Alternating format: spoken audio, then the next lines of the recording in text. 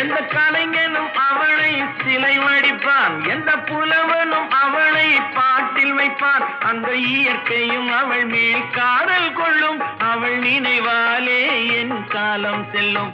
நான் பார்த்ததிலே அவள் ஒருத்தியை தான் நல்ல அழகி என்பேன், நல்ல அழகி என்பேன்.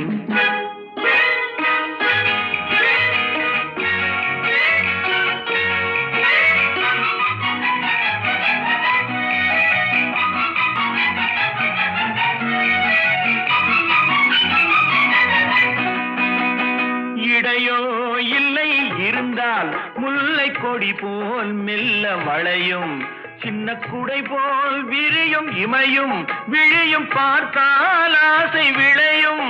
அந்த பூமகள் திருமுகம் மேலே குளிர் புன்னகை வருவதனாலே நிலவோ மலரோ